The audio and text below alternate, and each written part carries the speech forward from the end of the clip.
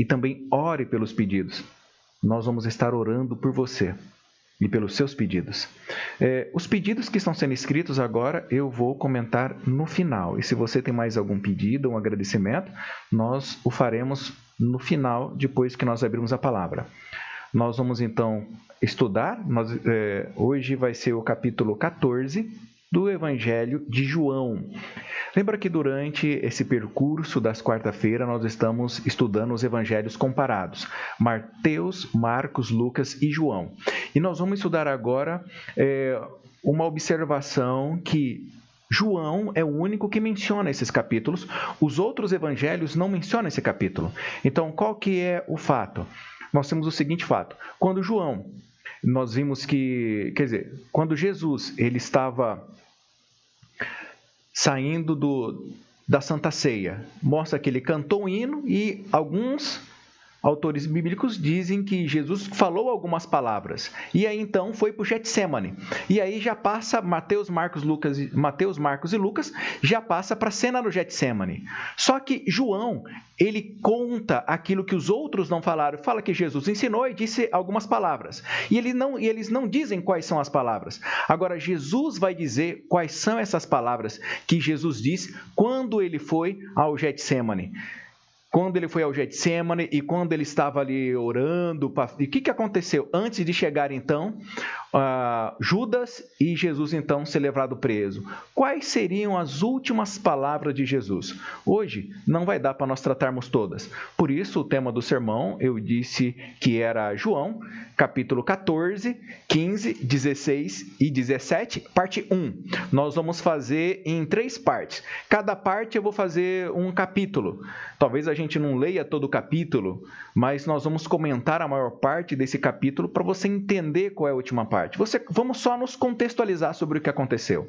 Lembra a última semana da vida de Jesus? Jesus sendo perseguido, Jesus sendo ungido por Maria. Nós vemos então os últimos momentos de Jesus passo a passo. Agora nós chegamos no último dia. Nós chegamos então na Santa Ceia. Nós vimos então Jesus que ele mandou de forma miraculosa prepararem uma ceia. Nós vimos então que Jesus participou daquela ceia naquela casa, que aquela família dividiu o cordeiro como de costume pela lei levítica que deveria ser feito. A casa já estava preparada e a postas para uma pessoa que já estava com o coração aberto e pronto e preparado para receber. Nós comentamos isso. E aí então eles passaram a Páscoa. Jesus falou de um traidor. Todos eles ficaram tristes e Jesus então descreveu quem seria o traidor. Eles não entenderam por causa da cultura e Jesus ter usado os elementos culturais. A Santa Ceia terminou. E os discípulos estavam tristes porque Jesus estava falando que ele morreria e Jesus estava falando que ele seria traído e Jesus está falando que era um deles que trairia. Eles estavam muito aflitos e algo que me preocupa muito. O que me preocupa, irmãos, é sempre a expectativa que eu tenho em relação às coisas que eu imagino que Deus deve fazer por mim. Isso me preocupa, porque é justamente aí que moram as maiores decepções religiosas e as maiores falsas ideias da verdade.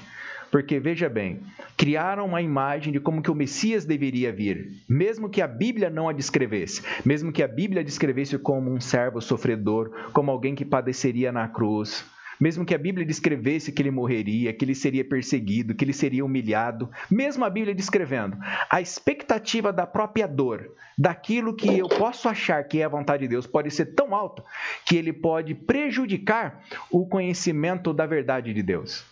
Então, Jesus ali falando, e mesmo que a verdade seja falada, se eu quero acreditar naquele erro, eu vou continuar acreditando naquele erro.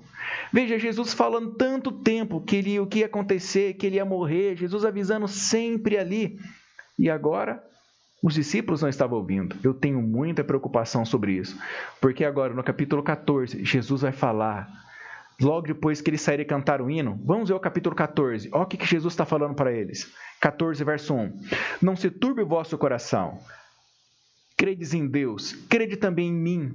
Na casa do meu pai há muitas moradas. Se assim não fora, eu vou-lhe teria dito, pois vou preparar-vos lugar. E quando for, eu preparar-vos, e quando eu for e vos preparar lugar, voltarei e vos receberei para mim mesmo, para que onde eu estou estejais vós também.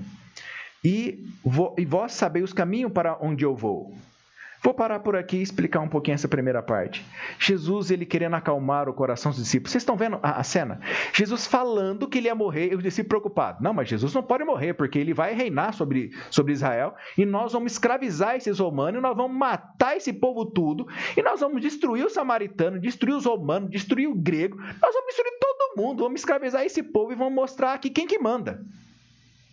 Era a ideia que eles tinham do Messias. E Jesus falando que ele veio para nos livrar do reino da morte. Ele não veio nos livrar desta vida. Lembra que eu tenho falado sempre que Jesus, quando ele bate a porta, ele não está batendo a porta se você não abrir, não quer dizer que ele vai tirar a alegria dessa tua vida. Não, porque ele te ama tanto, ele vai deixar você viver essa vida. A única coisa que eu e você não vamos ter, se não entender isso, é a vida eterna. Ele quer nos dar a vida eterna. Ele quer nos dar um novo mundo. E por isso agora ele diz, não se turbe o vosso coração com essas preocupações. Tire essas coisas que você imagina que a igreja, que o pastor, que os irmãos devam fazer por você. E se pergunte, o que eu devo fazer por Cristo e para os meus irmãos? Você já parou para poder pensar? Quando eu digo que a igreja não ama, a Bíblia ensina que eu sou a igreja e o templo do Espírito Santo. Então, você deve se perguntar se você tem amado. Se você disse que as pessoas não ajudam, então você deveria se perguntar, qual foi a última vez que eu ajudei alguém? As pessoas falam mentira. Você deveria pensar, você também não anda falando mentira? Meus queridos, nós temos que olhar muito melhor o nosso coração. Quase que nós temos que sair de lanterna ao meio-dia procurando um cristão. João diz, não se turbe o vosso coração. Credes em Deus, credes também em mim. Ele convida a crer a um povo que é judeu que estava ali. Parece um absurdo o convite de Jesus a crer, mas é o convite que Deus faz a mim e a você. Creia em Deus, creia em mim. Porque muitas vezes a gente fala que crê, mas vive como um descrente, como a quem não reflete na palavra de Deus e não vive essa reflexão. Crede em Deus, crede em mim. O que ele diz? Na casa do meu pai há muitas moradas. Se isso não for verdade, eu vos teria dito. Ele começa a dizer, se isso fosse mentira, se isso não fosse uma verdade, eu não estaria te dizendo, na casa do meu pai há muitas moradas. A palavra morada aqui, tradução literal, é quarto ou cômodo. Jesus está dizendo que ele foi... e se assim não for, eu vos teria dito, pois vou preparar-vos lugar. Jesus está dizendo, eu vou lá preparar lugar, e quando eu for, voltarei. Sabe, o céu não é uma invenção maluca, como alguns dizem. Os cristãos inventaram o céu, porque isso aí, eles são meio doidos, estão inventando. Não, nós não inventamos o céu. O céu está na Bíblia. O céu é bíblico. Deus ensinou sobre o céu. Jesus, quando veio, ensinou sobre o céu. Nós não somos nenhum louco. Deus é que trouxe para a gente estas realidades, porque Ele mesmo disse que o reino dele não era daqui. Ele que nos disse que nos foi preparar lugar. Ele disse que a casa do Pai é a forma que Ele chama a Nova Jerusalém. A casa do Pai tem muitos quartos para cada um dos seus filhos. E o seu jardim, o seu quintal é o planeta Terra. E nesse quintal, cada um de nós vamos construir as nossas casinhas de boneca, as nossas casinhas de árvore, segundo os seus sonhos. Mas nós teremos uma casa central, que é a casa do Pai. Nós podermos plantar nesse cantinho que a gente escolher para ser o nosso, o que Deus der para a gente. A gente vai poder construir a nossa casa, plantar a nossa vinha, mas no sentido de um filho que brinca no quintal de casa. E aí faz a casinha dele no quintal. E aí, de repente, chega um momento, ele fala, bom, eu vou para perto do meu pai. E aí entra em Jerusalém Celestial, que é a casa do Pai. Jerusalém Celestial não é uma invenção. Jesus disse, eu vou preparar-vos lugar. E quando eu for, eu voltarei, porque eu não minto. Tudo sobre mim se cumpriu, e isto se cumprirá também. E aí o verso continua dizendo, e vós sabeis o caminho para onde eu vou. Verso 5. Disse Tomé, Senhor, não sabemos para onde vais. Como saber o caminho? Jesus afirmou que eles sabiam, mas é que a gente está tão acostumado a ouvir os próprios pensamentos e acreditar nos próprios sentimentos e nas próprias ideias, que mesmo quando é dito claramente a nós, a gente não entende. Os irmãos conseguem notar nesse mundo aí. Filha, você podia trazer um copo d'água para o pai, fazendo um favor? Quando a gente começa a ver nesse mundo terrível, complicado que nós estamos vivendo hoje, um mundo que não aparenta justiça, um mundo que a lei diz é errado. Mas é errado só para quem eles acham que é errado. Para quem eles acham que não é errado, não é errado. É esse o mundo que nós estamos vivendo, é o país que nós estamos vivendo. A lei não é para todos. Será que um dia foi? Nunca foi. Então, irmãos, a nossa ilusão é que esse reino não é o reino de Deus. Mas vamos continuar aqui. Disse Tomé: Senhor, nós não sabemos que a resposta de Jesus. Vocês não sabem o caminho? Claro que sabe. Jesus afirmou que eles sabiam. Respondeu Jesus: Eu sou o caminho e a verdade e a vida. Ninguém vem ao Pai senão por mim. Jesus diz: Eu sou o caminho, a verdade e a vida. Como Jesus disse: eu vou por um caminho, mas vocês sabem. Claro que vocês sabem. O caminho é Jesus. Jesus disse: o único caminho para chegar ao Pai, olha só, verso 7. Se me tivesses conhecido, conhecerei. Deixa eu ver se eu li. Bom. Respondeu Jesus: eu sou o caminho, a verdade e a vida. Ninguém vem ao Pai senão por mim. Isso mesmo ele disse: ninguém vem ao Pai senão por mim. Eu vou para o Pai. Eu não falei que eu vou para o Pai? Agora Jesus ele se apresenta nesse verso como uma ponte. Jesus fala: eu sou a ponte. Eu vou por esse caminho. Ao eu passar por esse caminho, eu estarei construindo uma ponte entre Deus e o homem. Eu estarei ligando os santos dos santos no céu, para que vocês possam estar lá também. Porque o único meio de chegar ao Pai é através de mim.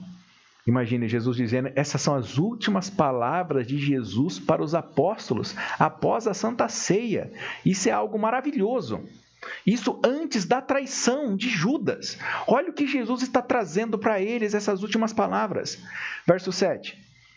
Se vos me tivesses conhecido, conhecereis também a meu Pai. Desde agora o conheces e o tendes visto. Jesus afirma: vocês têm conhecido. Só que, ó como que é a gente, né? Replicou Filipe: Senhor, mostra-nos o Pai, que nos basta. Jesus acabou de afirmar: olha, se vocês me conhecem, conhecem o Pai. Jesus diz: Senhor, nos mostra o Pai. Resposta de Jesus, verso 9. Disse-lhe Jesus: Filipe, há tanto tempo estou convosco, e não me tens conhecido. Quem me vê, a mim, vê o Pai. Como dizes tu, mostra-nos o Pai. Olha que coisa, irmãos. Como você pode dizer? Você quer conhecer como que é? Pessoas falam: Deus, o Antigo Testamento era um, o Novo Testamento era outro. Nunca foi, é o mesmo Deus, mesma aliança, mesma promessa. Jesus está dizendo: quem vê a mim, vê o Pai. Porque Deus amou, São João 3,16, porque Deus amou o mundo de tal maneira que entregou seu Filho unigênito, para que todo aquele que nele crê não pereça, mas tenha a vida eterna. Jesus está dizendo: Felipe, eu estou aqui. Logo, se eu estou aqui, o Pai está aqui. Se você está me vendo, você está vendo a face do Pai. Você está conseguindo entender o que Deus está querendo dizer aqui para a gente? O que Jesus está dizendo para a gente? Deus, literalmente, Pai, Filho e Espírito Santo andou conosco, falou conosco. Quantas pessoas hoje não sonhavam, não esperam um momento de poder dizer assim: olha, eu queria tanto falar com Jesus, eu queria tanto ver Jesus, como eu gostaria de encontrar com Deus. Será que a pergunta não deveria ser outra? Será que se de fato Jesus estivesse na sua frente falando com você, você ouviria? Será que Jesus estivesse de fato com você, você acreditaria nele? Porque Jesus estava aqui falando com eles. Era o sonho de ver a Deus. Deus agora era tocável, audível, palpável. Você conseguia ver os seus milagres, sentir o seu cheiro, sentir o seu toque. Mas as pessoas ainda não queriam acreditar nele. E Jesus dizendo para os discípulos que passaram com ele 3 anos e meio: vocês ainda não viram? Talvez essa pergunta se aplique a mim. Talvez se aplique a você que está nos assistindo. Será que você tem conhecido a Jesus? Não tem como conhecer a Deus sem conhecer Jesus, porque Ele é Deus. E Ele diz: quem vê a mim, meu Pai. Verso 10. Não crê que estou no Pai, que o Pai está em mim, as palavras que eu vos digo, não vos digo por mim mesmo, mas o Pai que permanece em mim, faz as suas obras. Credes que estou no Pai e o Pai em mim, credes ao menos por causa das mesmas obras. Em verdade vos digo, que aquele que crê em mim fará também as obras que eu faço, e outras maiores fará, porque eu vou para junto do Pai. E tudo quando pedirdes em meu nome, isto farei, a fim de que o Pai seja glorificado no Filho. Se pedires alguma coisa em meu nome, eu farei. Se me amais, guardais os meus mandamentos. Aqui Jesus começa a descrever, ele dizendo, olha, passa a acreditar, Felipe, passa a acreditar. Você acredita só naquilo que vê, naquilo que você controla, naquilo que está na sua mão. Será que não pode ser como você que está nos assistindo, que só controla, que só acredita naquilo que controla, naquilo que vê, naquilo que pode medir? Você quer ter o controle na sua mão. Jesus está dizendo, querido, você não tem como ter o controle de Deus na sua mão. E na espiritualidade, quando é que você vai acreditar? Quando é que você vai entender que se você orar, as coisas vão acontecer? Jesus aqui está dizendo, olha, eu vou fazer coisas maiores. E a pessoa fala, pastor, eu não vi coisas maiores. Queridos, tantas coisas lindas e grandes aconteceram. Pregação do Evangelho, quando Pedro orou e 3.000 pessoas se converteu, naquele mesmo momento. Isso é coisas maiores. Nós temos ali Felipe, que foi transladado para um lugar e para o outro para pregar, e as pessoas foram curadas. Foram aceitar a Jesus. Nós temos a pregação do Evangelho no mundo feito. Nós temos que a sombra dos apóstolos curavam quando eles passavam. A Bíblia nunca relatou que a sombra de Jesus curou. Jesus tocava, cuspia ou alguém tocava nele, mas a sombra dos discípulos curavam. Jesus chegava, os discípulos chegavam diante de alguém enfermo e dizia, eu não tenho ouro, eu não tenho prata, mas em nome de Jesus Cristo, seja curado. E a pessoa era restaurada. Os milagres que Jesus falou, todos eles estão à tua disposição. Nós temos aqui um problema, irmãos, que muitas vezes somos curados até por Deus. Sempre por Deus. E a gente acha que foi ao acaso.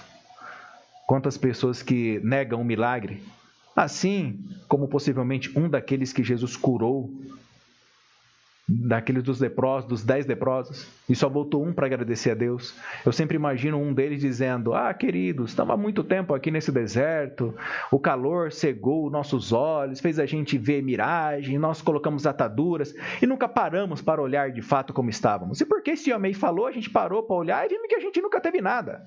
Quantas pessoas não vão falar isso? Quantas pessoas não vão querer dar crédito ao acaso, como se uma erupção vulcânica, no final, pudesse derramar casas e galinha e coelho. Mas eles não derramam isso, só derrama lava.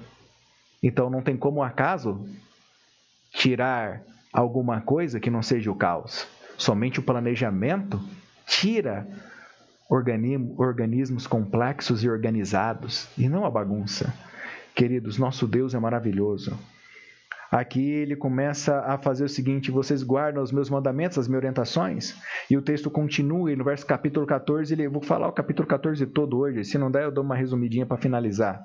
Ele, ao final aqui do capítulo 14, eu vou ler algumas partes. Vamos ler o verso 16. E eu rogarei ao Pai, e ele vos dará outro Consolador, a fim de que esteja para sempre convosco. Esse outro Consolador é outro igual a ele, está no grego, é outro igual a ele, a fim de que esteja para sempre com vocês. Então, Jesus precisava ir aos céus para que a terceira pessoa da divindade pudesse descer. O Espírito da verdade, que o mundo não pode receber, porque não vê, nem o conhece. Vós o conheceis, porque ele habita convosco e estará em vós. Por que ele diz que habita e estará? Não é redundância? Não. Ele está, porque somente Deus, somente o Espírito Santo pode conduzir as pessoas. E ele estará, porque eles receberão na plenitude do Espírito Santo, no derramamento da chuva serôdia. Então ele está e estará de uma forma abundante. É isso que Jesus está querendo dizer.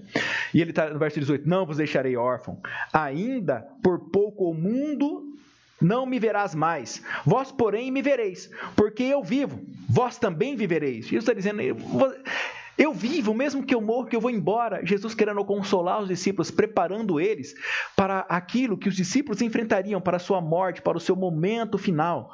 Queridos, olha que coisa linda, Jesus, de uma forma maravilhosa, querendo nos fazer estar aliviado e nos fazer entender, e fazendo a promessa que a gente teria um Deus que caminha como Jesus caminhou. Naquela época, Jesus ele só estava num lugar, porque ele uniu com a humanidade. Deus ele se limitou. Agora, mesmo quando Jesus agora assumiu a plenitude da forma divina, ele está limitado à forma humana. Em que sentido?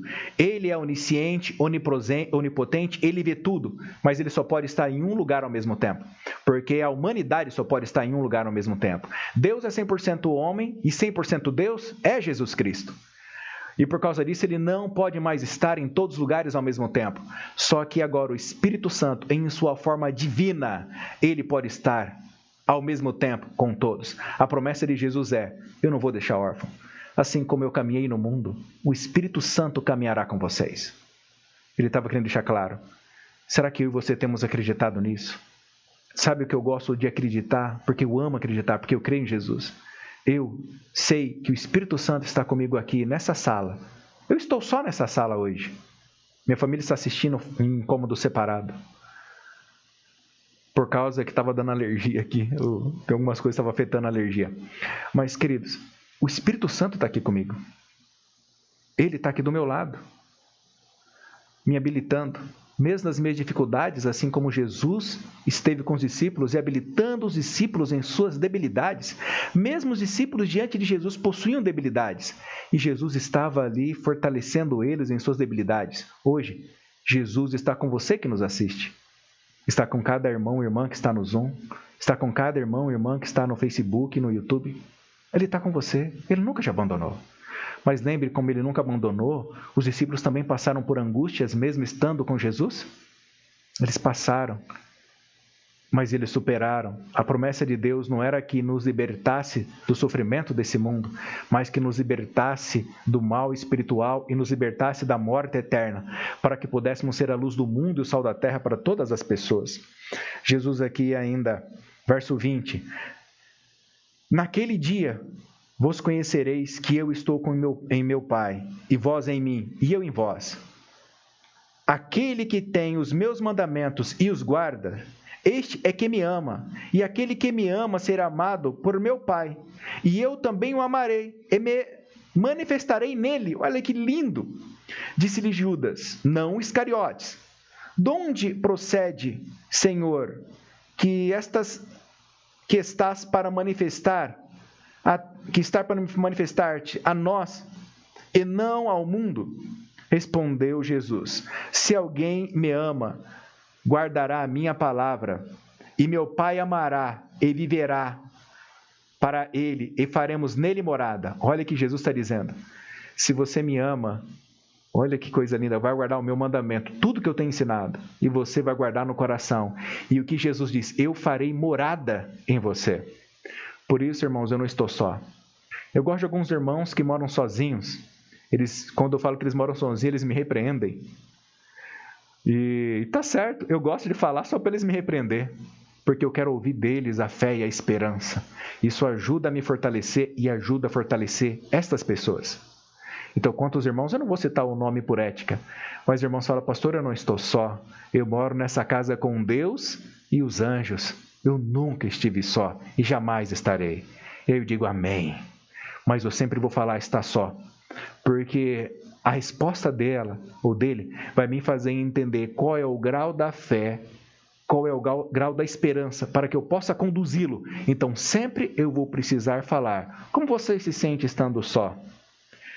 Ao dizer essa pergunta, a resposta é muito importante para que eu possa conduzir.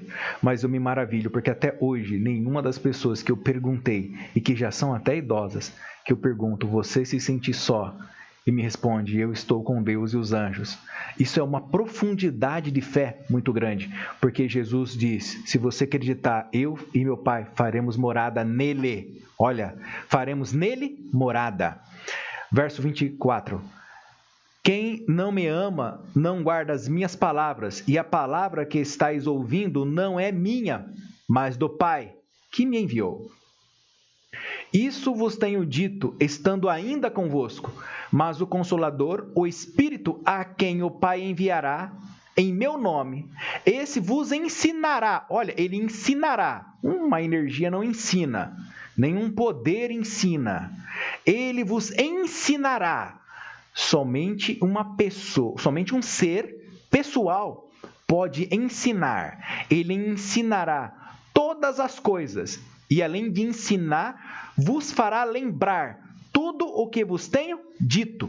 Somente um ser interpessoal, real, pode nos fazer lembrar e pode nos ensinar. E isto é Jesus quem está falando. Não é uma outra pessoa. Jesus quem está deixando claro quem é o Espírito Santo.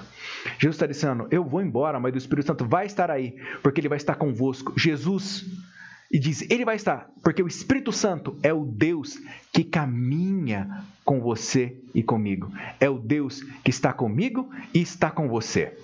Ele é o Deus maravilhoso que nos ama. É o Deus maravilhoso que sempre estará conosco. Esse é o Deus o Rei dos Reis, o Senhor do Senhor. É o nosso Senhor maravilhoso. Sabe, eu amo ler essas palavras. Você também ama. Você também crê. Coloque no seu coração. Vamos continuar aqui o estudo. Esse capítulo daria mais ou menos uns 10 sermões. Estamos lendo só para ouvir as últimas palavras de Jesus. E olha, as últimas palavras de Jesus dão dezenas de sermões. Nós só vamos citá-las. Verso agora 27. Ou já li o 26, né? O Consolador levará tudo, ensinará a lembrar. 27. Deixo-vos a paz, a minha paz vos dou. Não vos dou como o mundo a dá. Ele não dá a paz como o mundo dá, não, irmãos. Ele diz, nesse mundo tereis atribulações, tem de bom ânimo, eu venci o mundo. A paz de Jesus não é moleza, não é tudo sobrando. Jesus passou fome, sede, perdeu pessoas queridos, morreu. Muitas coisas aconteceram de ruim. Ele dá a paz, que é a certeza da ressurreição. Essa é a paz que Jesus dá. É a paz da certeza de estar bem com Deus. É a paz de saber que o meu reino não é desse mundo. É a paz de ter a certeza que você tem o seu nome escrito no livro da vida. É a paz da segurança e a certeza de você ouvir a voz de Deus naquele grande dia e ressuscitar de dentre os mortos. Esta é a paz que Jesus quer dar. Por isso, a paz do mundo não é a paz de Deus, porque a paz do mundo tem a ver com o dinheiro nesse mundo, a prosperidade nesse mundo e as coisas desse mundo. Ah, meus irmãos, mas a paz de Deus consiste na vida eterna. E ele diz, não se turbe o vosso coração, nem se atemorize, porque eu vos deixo a minha paz, a certeza da ressurreição. Ouviste o que foi dito? Ouviste o que eu vos disse? Vou e volto para junto de vós. Ele garante mais uma vez, eu vou para o Pai, mas eu volto. Se me amares, alegareis e de que eu vá para o Pai, pois o Pai é maior do que eu. Disse-vos agora, antes que aconteça, para que quando acontecer, vós creiais. Verso 30 e último. Já não falareis muito convosco, porque aí vem o príncipe do mundo, e ele nada tem em mim.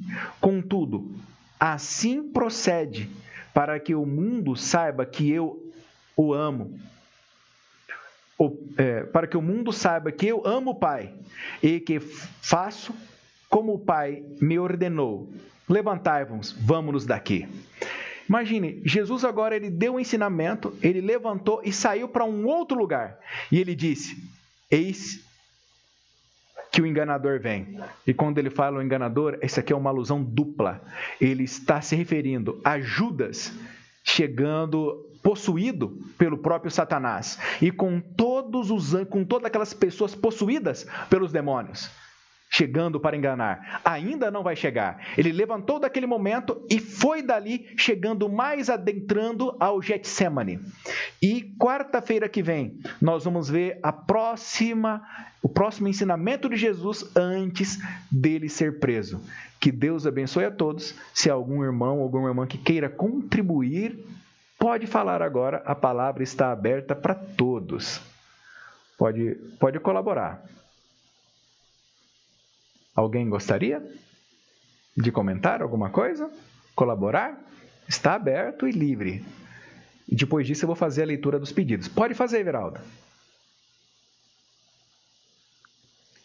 Pastor, algum tempo atrás, eu vendo alguns comentários, alguns diziam que Deus, Pai, é o soberano, que quem adora Jesus ou Espírito Santo estaria desobedecendo a lei do primeiro mandamento, porque o Deus Pai é o soberano, os outros já não é o Deus soberano.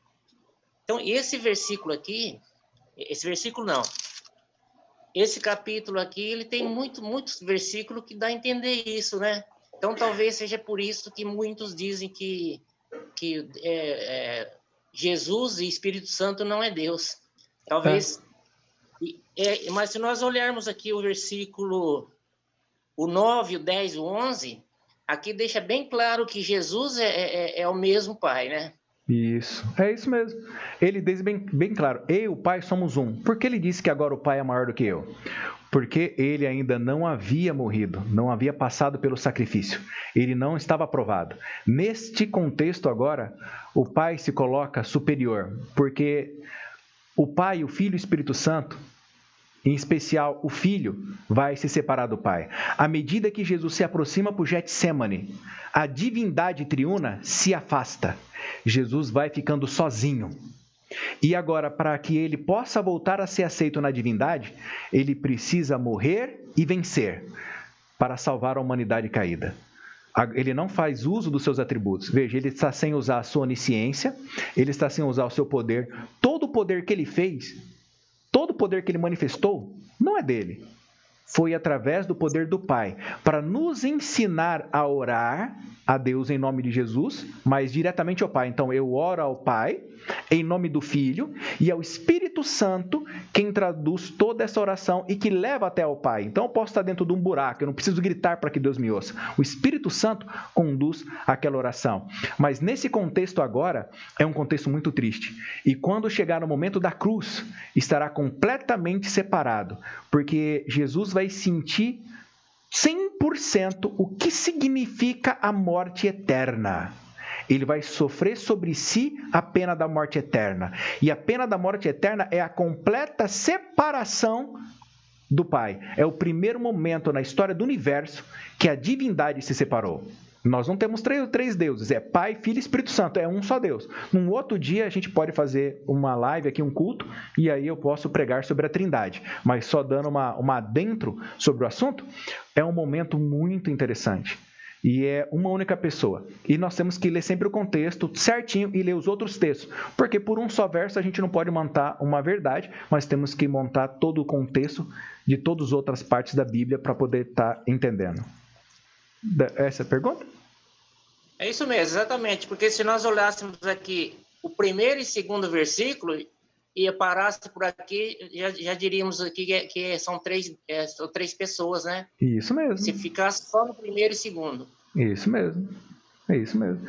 São 3 pessoas, então a gente tem que colocar a ideia completa do texto. Ele se refere a 3 pessoas. No momento ele vai se referir a ele em relação a que o sacrifício dele ainda não foi feito. E até uma alusão a Maria. Lembra quando ele ressuscita? Ele não deixa nem que ele toque antes que ele vá ao Pai para saber se o sacrifício dele foi aceito. Aí sim ele aparece com todo o poder e aí sim ele assume a sua divindade. Até então ele não pôde assumir a sua divindade e nesse contexto ele é inferior. Quem gostaria mais de falar? Beleza? Alguém mais? Irmã Ângela? Sim, pastor.